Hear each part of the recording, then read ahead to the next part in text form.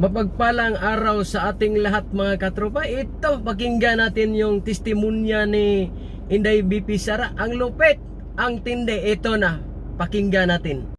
Pero isang beses sinabihan ko talaga si Senator Amy. Sabi ko sa kanya, kung hindi kayo tumigil, huhukayin ko yung tatay ninyo. Itatapon ko siya sa West Philippine Sea. Sinabihan ko si Senator Amy. One of these days, pupunta ako dun, kukunin ko yung katawan ng tatay nyo. Tapon ko yan dun sa West Philippine Sea. Kung hindi kayo tumigil, yun yung sinabi niya, tandaan natin ang politika sa Pilipinas. Maari ngayon, ikaw ang namuno, ikaw ang makapangyarihan, ito namang isa nandito sa baba. Maaring sa sunod mga taon, ito namang nandito sa baba, ang nandito sa itaas. Kaya hindi malayo sa katotohanan yan. Kaya sana tumigil na kayo. Hindi yan magsalita ng ganyan kung wala kayong ginagawa. Parang si Tatay Digong do Pagka binanatan siya ng binanatan, saka lang siya nagsasalita. At ilang taon na yung binanatan, bago lang yan na nagsasalita. Ito, ituloy natin to. Ang ano natin, ang politika natin kakaiba. Banat ka ng banat ngayon, nasa baba yung isa. Sa sunod na mga ilang taon, nasa taas yan. Paano kung mangyari yan? At paano kung tutuhanin niya yan? Ituloy natin to. Budget ng temple. Question? Yes, ma'am. You said for around 11:14 a.m. Hindi ko kasalanan na we're in this road to hell. Hindi ko kasalanan na hindi marunong. You did not finish your sentence, sir, ma'am. Can you elaborate po? Hindi marunong maging presidente ang nakaupo. Kasalanan ko ba yun? Hindi. Ba't sinasabi ng mga tao, kasalanan mo kasi hindi ka tumakbo, ikaw sana yung presidente, hindi siya. Of course, talagang hindi niya kasalanan yan. May choice sa kanya, choice yan eh. Pero sa noon din, hindi ko naunawaan. Kaya yun din ang nasasabi ko sa sarili ko. Kasi nakita ko kasi, nang hinayang ako sa naumpisahan ni Tatay Digong, biglang parang huminto, parang hindi nagpatuloy. Kaya nang hinayang ako. Pero sa nakita ko at sa mga sinasabi niya, naunawaan ko. Dahil mayroon siyang ibang agenda sa ating bansa nga mas maganda pa. Ito, ipatuloy natin to para maunawaan natin. Dahil napakalinaw yung mga sinasabi ni BP Sara dito. Napakalinaw ang mga agenda niya, mga adhikain sa bansa natin. Lalo na talagang may ebidensya siyang ikapakita. Yun yung sinasabi niya. Pag magsalita, dapat may ebidensya. Ito, ituloy natin to. But then I said, maaga ako nagsabi na hindi ako tatakbo for president. May madaming mga negative doon sa listahan. Okay. So, yes, sir. Yes. Sir, tapos ka na. Balikan kita. Ikaw muna, sir. Hanggang anong oras ito, JC? It's up to you, ma'am. To you.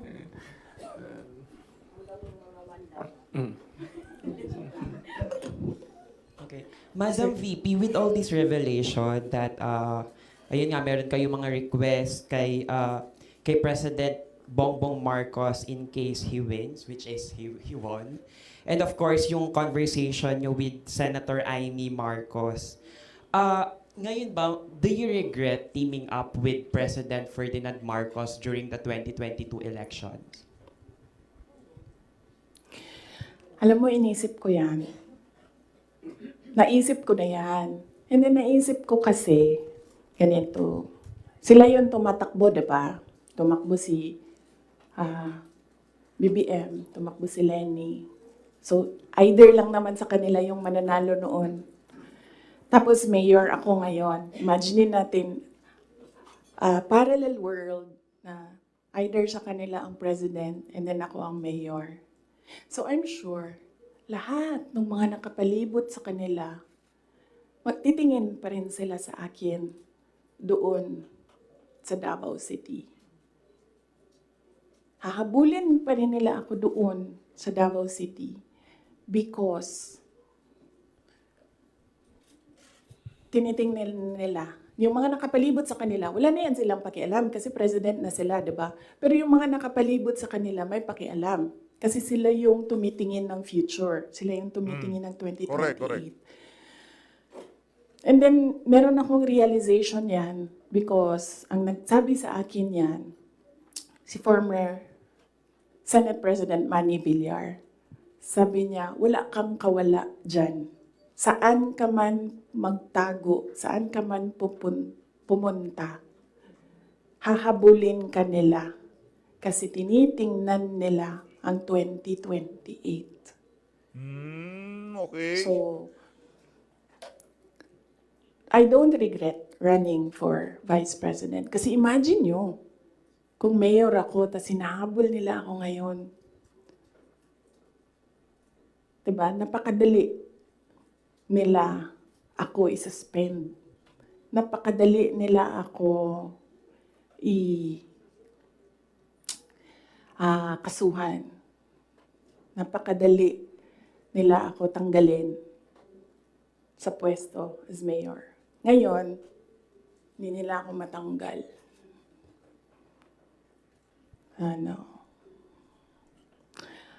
They can drag me to hell. Pagdating nila dun, ako pa rin yung presidente ng impyerno.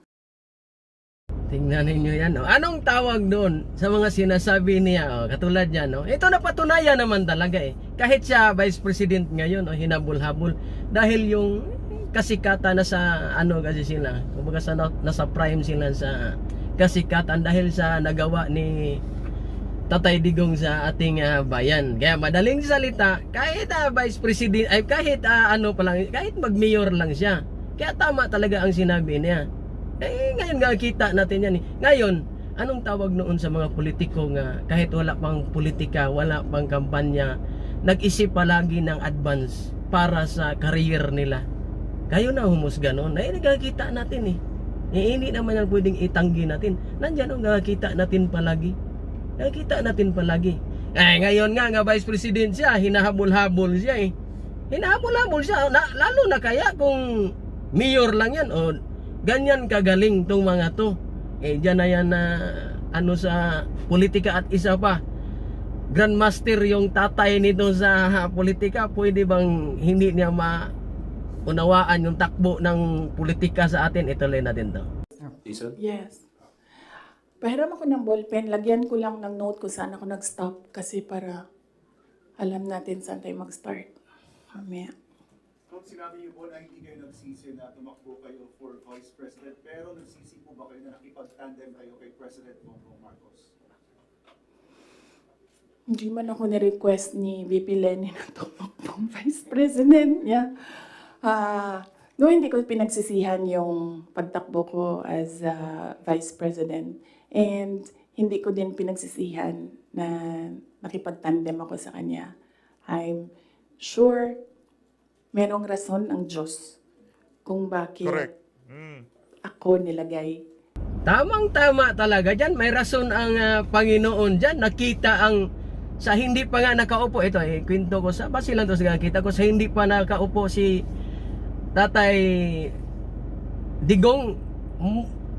Pikit yung mga mata sa tao. Parang walang alam nga pwede pala ang Pilipinas magiging ganito. Maano siya.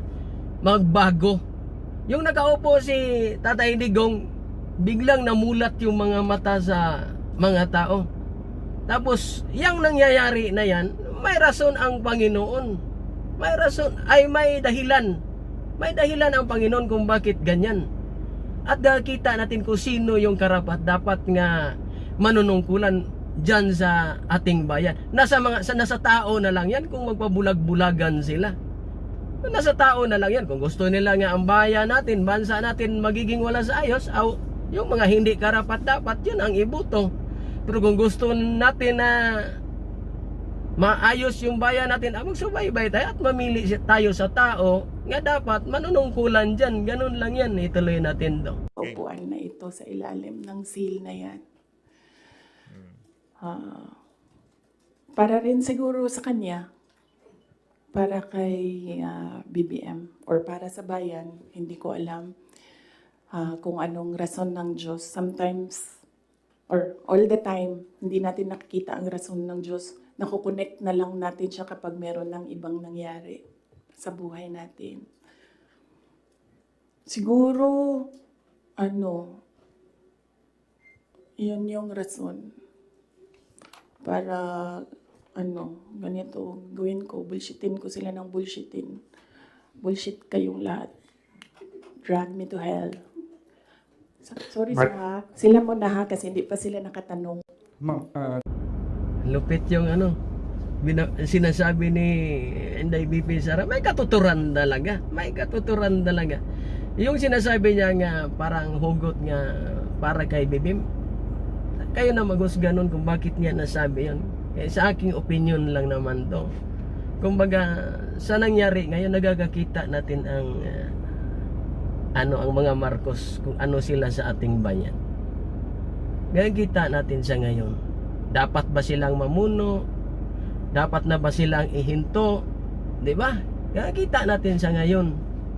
Kaya kayo na ang humusga kung dapat bang magpatuloy ang mga Marcos sa manungkulan sa ating bansa. O dapat bang ay palitan na natin to. Kaya tama yung sinabi ni BP Sara na may rason ang Diyos. Mahal tayo ng Diyos. Kaya nga sa sinabi ko yung nangaraang vlog, mahal tayo ng Diyos. Kaya pinakupo si PRRD sa Pilipinas kahit 6 years lang para makita ng taong bayan. Kasi yung dumaan yung pandemic, kung hindi si PRRD ang nakaupo, ewan ko na lang sa Pilipinas kung anong mangyari. Hindi yun ordinaryong sakuna. Ituloy na din to. Good morning, VP. Since wala po kayong intention to run for Vice President from the very beginning, can we say na napilitan ba talaga kayo, and without yung call ni Senator Amy, masasabi nyo ba na nagamit lang kayo para lang manalo si President Bongbong Marcos sa pagkapangulo? Napilitan, hindi. Very rational yung decision making ko sa pagtakbo as Vice President. Sinabi ko kanina.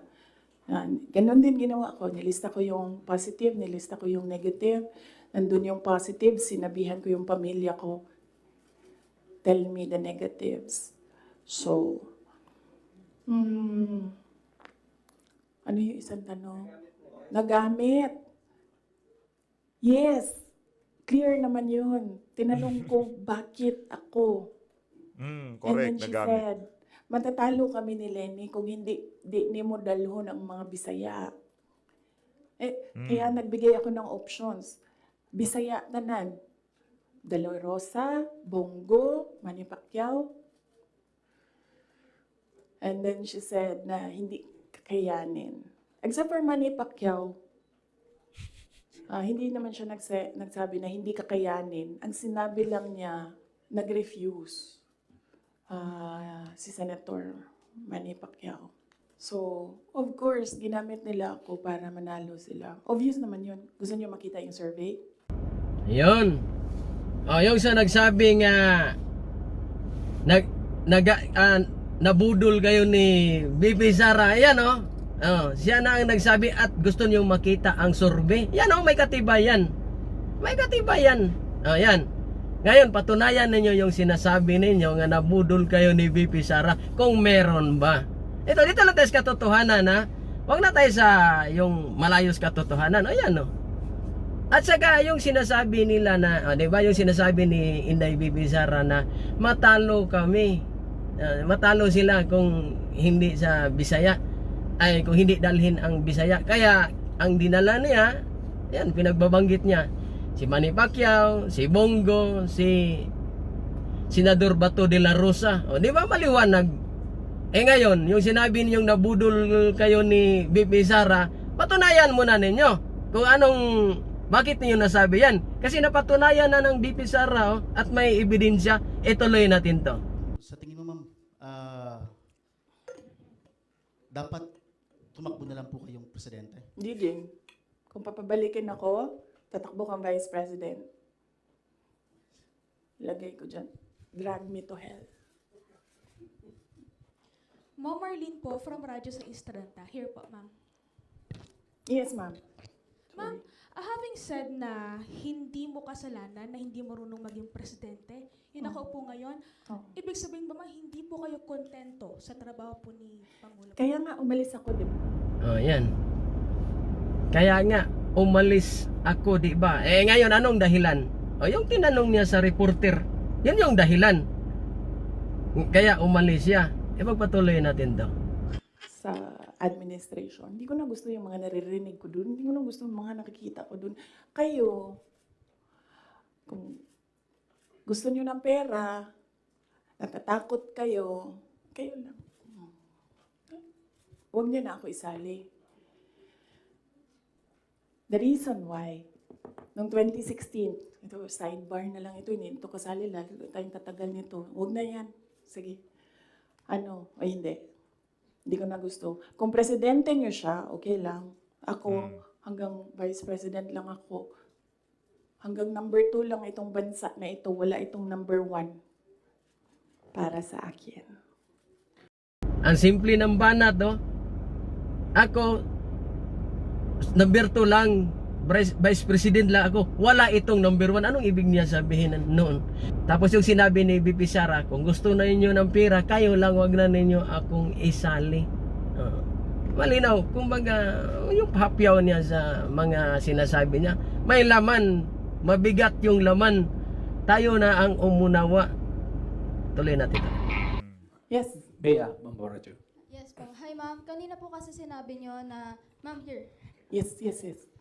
Kanina po kasi ma'am sinabi nyo po na hindi ka naman po inask ni VP Lenny para maging vice president niya. Did you somehow wish na sana inask ka na lang po niya na maging vice president niya to run alongside her? Hindi, ma'am. Uy, ginuukok og nidaog si Lenny. Gukdon, manggihapon na nila si PRD, di ba? Mag-ICC, gihapon na. Ay, samot. Si Trillanes o si Lenny, magkauban man na sila. So, kung presidente si Lenny, ilahag hapon ng ICC. Alam niyo ba bakit hindi umuusad yung ICC? Kwento ko sa inyo next time. Masyado na kayong madaming material. Pwede natin i-cut ito. Hindi ba mo tama naman kahit nga ngayon nga hindi naman yan kalaban. Kalaban ba yung nakaupo ngayon? Yung ano ngayon kakampi nga Pero tingnan mo silang Tatay Digong. Tingnan natin, di ba hinabol-habol ng ICC? Yun na ang sinabi niya. Alam ninyo kung bakit hindi umusad yung ICC? Sa sunod, ipaano niya. Yan ang abangan natin kung bakit. Pero sa tingin ko, kaya hindi umusad yung ICC, unang-una, hindi tayo membro Pinaliwanag na yan ni Attorney Harry Roque. Malayo na. Hindi na tayo dyan. Kaya yun siguro, base lang to sa akin isa yan sa dahilan. At kung ako naman sa sarili ko ang tanungin, yun ang mga panahonan na war on drugs ni PRRD, napakalaking bagay. Tumino yung Pilipinas. Sige, magtanong ako, anong gawin para magiging ayos yung ating bansa pagdating sa droga, mawala yung droga na yan. Yung mga nag-aano dyan, nagkakahol-kahol na mga natin, politiko. Anong solusyon nila dyan? Kasi yung solusyon ni PRRD kinuntra nila Ngayon, ano ang solusyon ninyo? Nga mawala dyan. Magbigay kayo ng solusyon. Ituloy natin to. Red Mendoza. Ma'am, sorry po ma'am.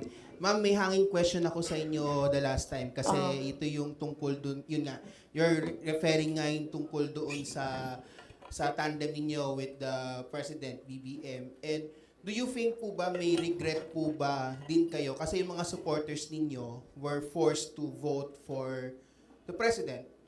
Correct. Tandem.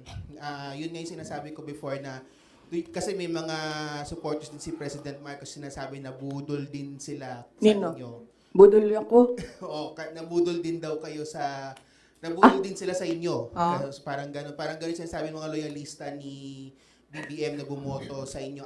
Paano nabudol? Yun nga yan yung sinabi ko. Paano nabudol? Patunayan nila. At isa pa, mas mataas yung buto, mas marami yung buto ni BP Sara sa kay BBM. Saan makuha saan yung bisis nga nabudol kayo dyan? Saan banda? Lalo na mataas yung niya yung sa baluta, yung sa buto ng mga tao. Paano nabudol kaya? Saan nga yung bisis noon? Ipatuloy natin daw. Hindi ko alam kung ano yung nire-refer nila na nabudol ko sila. Hiningi nila sa akin yung kampanya ko, binigay ko sa kanila, nanalo sila. So, saan doon ang budol? Nung tumulong ako sa administration, ang DepEd was what? Top 3? The morale of the teachers were so high na they were happy maghirap na magturo, rain or shine, doon sa mga classrooms. So, saan doon ang budol? Ayun, yung tumulong siya sa administrasyon, yung DepEd, top 3. Kaya nga ano siya napakaganda ng record niya. Tapos pagdating sa kampanya naman, yung president, nandyan siya, talagang nagsakripisyo. Napaliwanag na niya yung sa side niya. Nga yung sinabihan siya ninyo nga nabudol kayo, yan, kayo na naman magpaliwanag kung bakit nasabi ninyo yan. Mga tropa, bago ko ipagpatuloy yung munting video natin, small content creator pa lang ako, sana ibalaton nyo sa akin ang pagkalimbang sa notification bell at saka sa subscribe button. Baka sakali umangat yung munting channel natin. Maraming salamat sa mga DDS din dyan. Sana tulungan ninyo yung munting channel ko at ipagpatuloy natin to. Sa akin ba yon kung number 3 ang DepEd? Ako ba ang presidente? Hindi. Sa kanya yon. Cabinet member lang ako. Diba? Accomplishments ng DepEd. Sa akin ba yon? Hindi. Sa bayan yon. Accomplishment yun ng president. So, budol. Oh, napaliwanag niya. Oh, tama naman talaga Cabinet member lang siya number 3 yung hinawakan niya nga posisyon. Tapos yung accomplishment niya mapunta sa presidente. Yung accomplishment niya hindi naman nagiging sa kanya yan sa ng presidente. Paano masabing nabudol? Tuloy natin. During the time of your dad as president, he was not also having good terms with the Vice President Lenny, and now apparently parang naging naging president yon on this administration as well. How do you feel about that? And my follow-up question would be, are you looking into running on 2028 as president? Okay. So, si PRD, in all fairness to the person, hindi yun nanggigipit ng tao. Correct. Hindi niya ginipit si Lenny Robredo. Tinanong ko, bakit 700 lang yung budget ninyo at the time? Kasi 700 lang talaga ang pinropose. Hindi natin alam anong rason. Yan yung sinabi ko doon sa budget hearing. Hindi siya nanggigipit. Sinuspend ba ni PRD o tinanggal sa pwesto mga politiko na kaibigan ni Lenny? Lahat ng mga tumatanggap sa kanya doon sa iba't ibang lugar, nasuspend ba yun? Nawalan ba ng budget?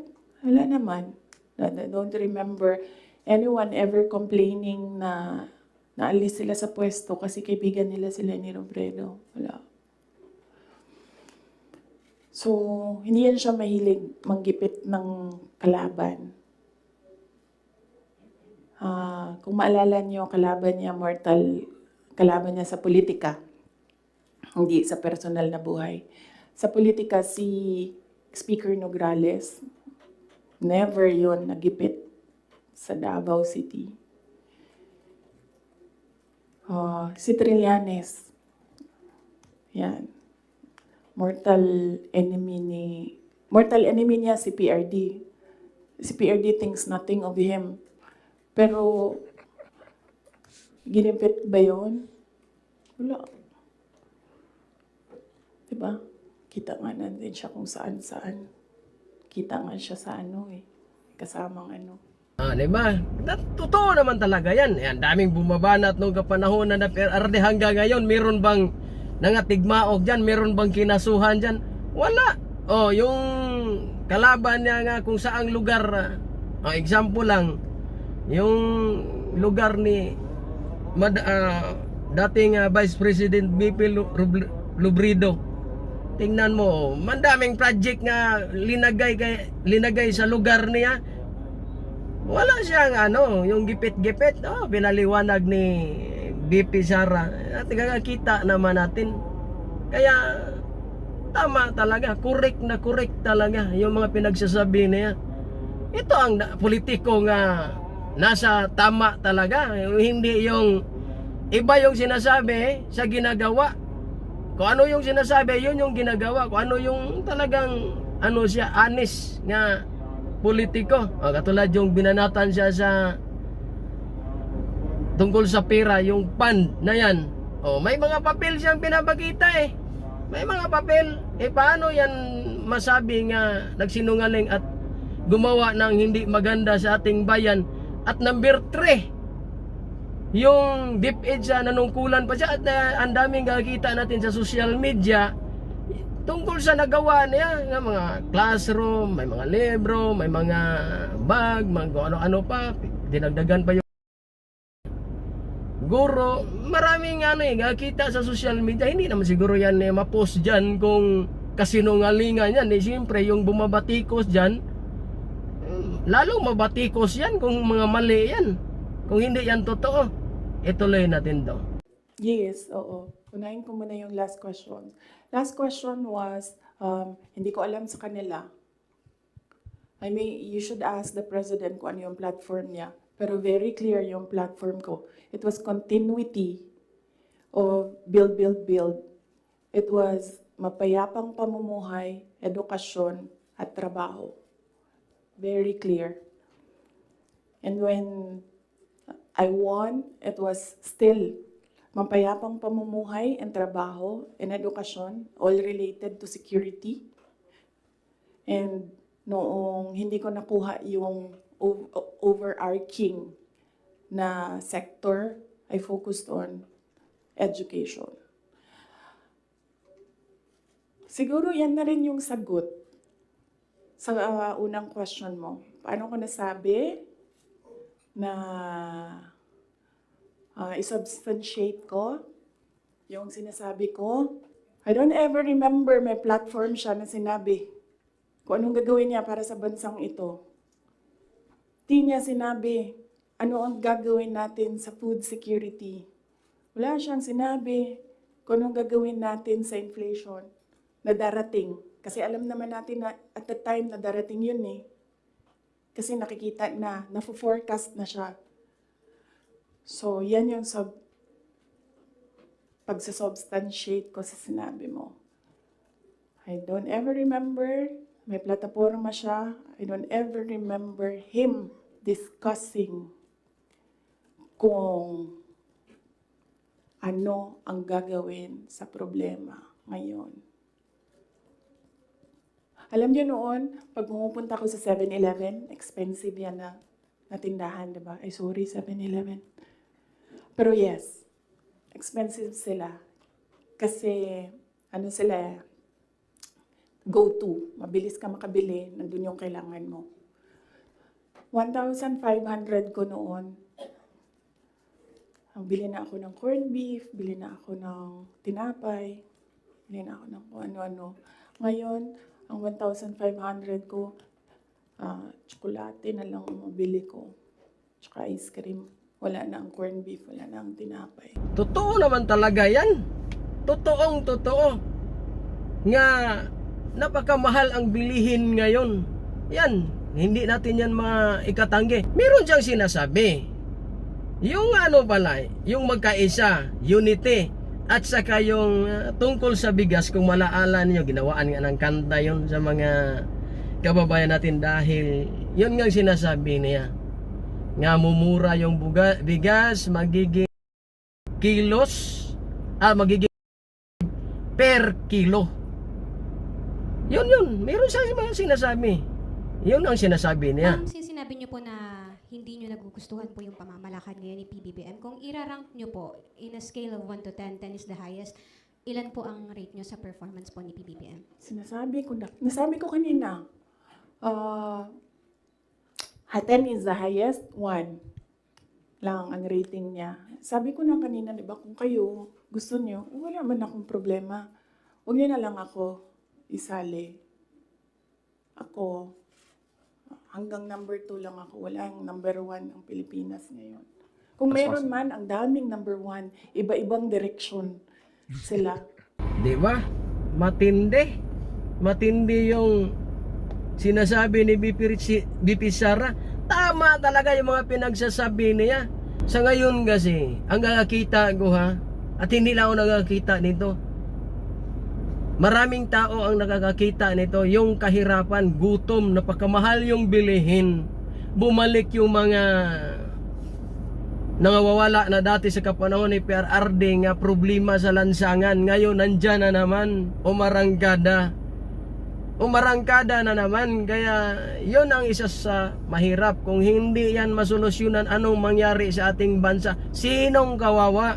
Kaya ngayong darating na halalan, sana mamili tayo ng tunay nga magserbisyo sa bayan at saka sa mamamayan. Huwag nating piliin yung walang resibo dyan. Lalo na kung baliktad ang mga pinagsasabi.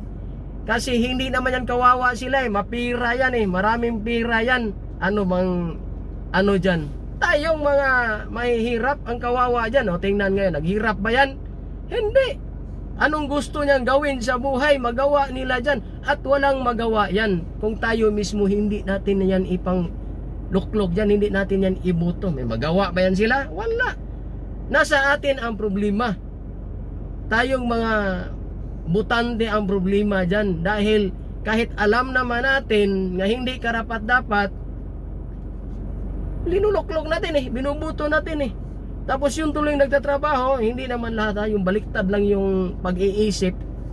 Kababayan, may mga kababayan tayong baliktad yung pag-iisip. Yung gumawa ng maganda, gawin nilang hindi maganda. Yung gumawa ng hindi maganda, gawin nilang maganda. O yung walang ginawa, gawin nilang may ginawa. Yan yung problema dyan. Kaya ulitin ko sana ngayong darating eleksyon, matuto na tayo para sa ating bayan. Wag tayong bumuto nga para sa mga politiko nga walang ginagawa gaano. Itong kay BP Sara nga agenda, ngayon nga kita ninyo kung bakit hindi siya nagpresidente. Dahil meron siyang ibang agenda. Walang pagkakaiba sa kay Tatay Digong. Yung kay Tatay Digong dati, tandaan natin 3. Yung sa kanya 3 din, no? Halos pati magkaparehas lang. Halos magkaparehas lang. Walang pagkakaiba. Hindi, napagaganda. Yun nga lang, hindi natupad. Alam naman natin ang dahilan. Mga tropa, bago ko tapusin yung munting video natin, sana nagustuhan ninyo. Maraming salamat sa panonood at mabuhay tayong lahat at bye bye.